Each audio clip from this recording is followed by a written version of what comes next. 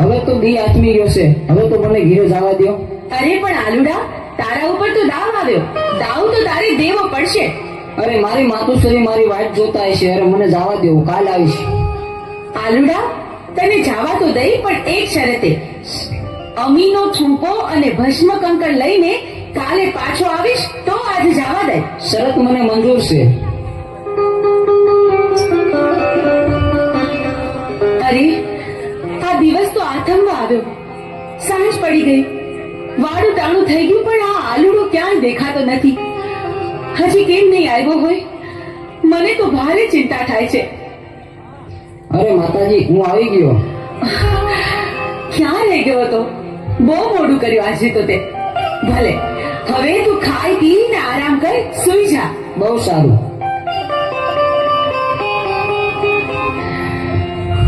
અરે આ મારો આલુડો બરાબર ખાય પીએ છે, તોય ખબર નહીં કેમ મોડો પડતો જાય છે.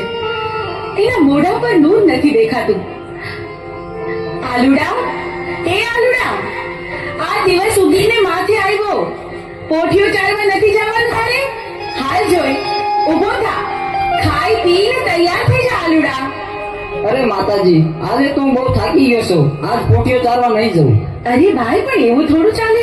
પોઠિયો ચડાવવા તો જવું પડે ને. જાઓ ખરો, પણ એક શરતે. હા? અરે માતાજી, અમીનો કૂપો અને ભસ્મકંકર મને આપો તો. અરે પણ ભસ્મ કંકર અને અમીનો કૂપો તારે શું કરવો છે? ભલે બેટા, હું તને ભસ્મ કંકર અને અમીનો કૂપો આપું તો ખરી, પણ હાંજે હાંચવીને પાછો લેતો આવજે અને મને પાછો સોંપજે. બહુ સારું માતાજી.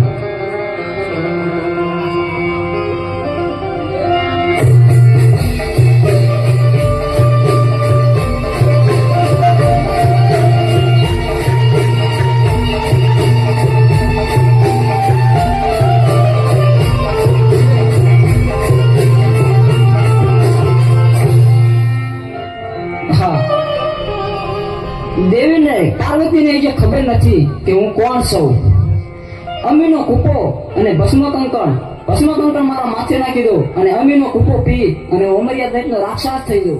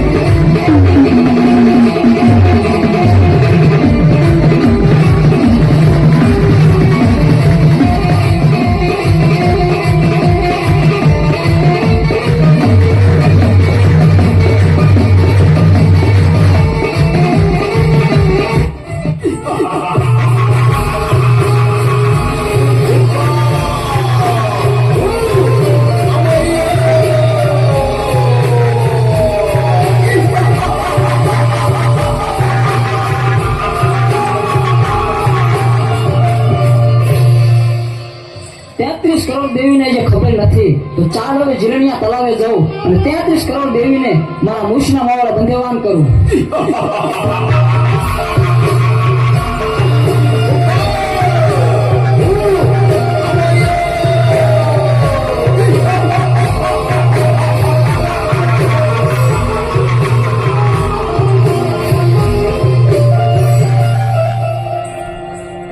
અરે આ આલુડો તો રોજ સાંજે ઘરે આવવામાં મોડું કરે છે.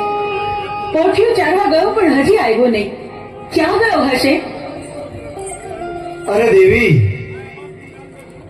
આરુડો પોઠિયો ચારવા ગયો હજે કેમ નથી આવ્યો? ખબર નહીં પ્રભુ. આ સાંજ પડવા આવી આટલું મોડું થઈ ગયું છે તોય હજુ આવ્યો નથી. મને તો ભારે ચિંતા થાય છે. દેવી, ભસ્મ કંકણ અમીનો કૂપ લાવો. પ્રભુ, એ અમીનો કૂપો ને ભસ્મ કંકર આલુડાએ હટ લીધી હતી ને એટલા માટે મેં એને આપી દીધું. અરે દેવી, તો અનર્થ થઈ ગયો. એ આલુડો એક માયાવી રાક્ષસ હતો. તમે ભસ્મ કંકણ અને અમીનો કૂપ આપી દીધો. ભસ્મ કંકણ માથે ચડાયું, અમીનો કૂપ પી અને અમરિયા નામનો દત્ત બની ગયો છે. દેવી,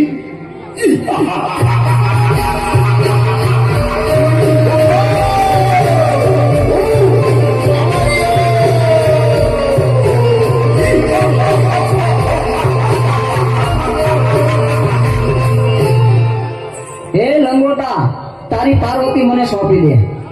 અરે રાક્ષસ, તો હું જેમ નાચું એમ મારી સાથે નાચ. શરત મને મંજૂર છે.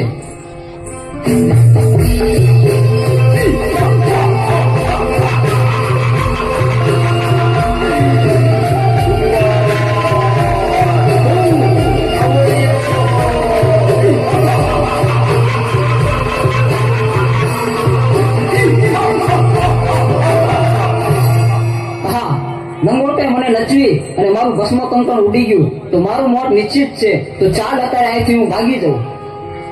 પ્રભુ, પ્રભુ, આ અમર્ય રાક્ષસ તો ભાગી ગયો. હવે શું થશે પ્રભુ?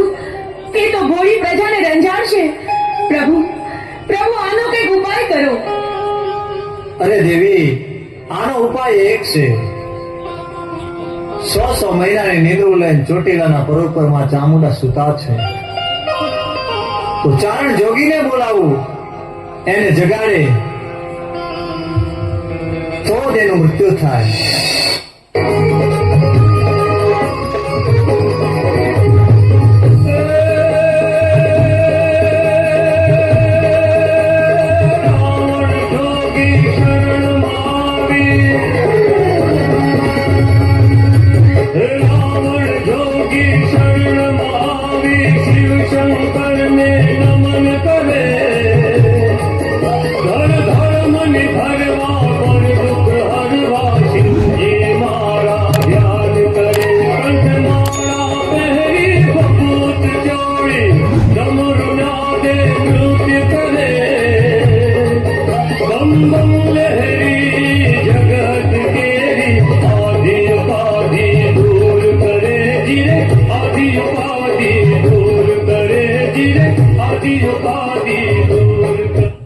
અરે પ્રભુ, મારું શું કામ છે આજ?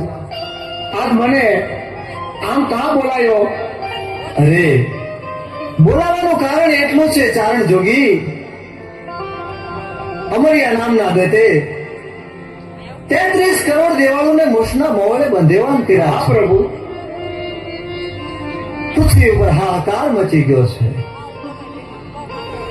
તો આને મારું ડમરું અને માં ચામુંડાને જગાડવા જા. પણ એક વાત યાદ રાખવાની કે જ્યારે માં ચામુંડા જાગે, હા પ્રભુ, ત્યારે અવળું ફરી જજો. અરે ભોળાનાથ, અવળું ફરવાનું કારણ શું? કારણ એટલું છે ચારણ જોગી કે જ્વાળામુખી જોગણી છે એ જાગશે અને મોઢામાંથી જ્વાળા નીકળશે તો તને બાળીને ભસ્મ કરી નાખશે. બહુ સારું પ્રભુ. હાલ ને હાલ હું જાઉં તમારું ડમરું લઈ અને ચોટીલાના ડુંગર ઉપર માં ચામુંડા 6 મહિનાની નિંદ્રા લઈ સુતાશે એને જરૂર હું જગાડીશ.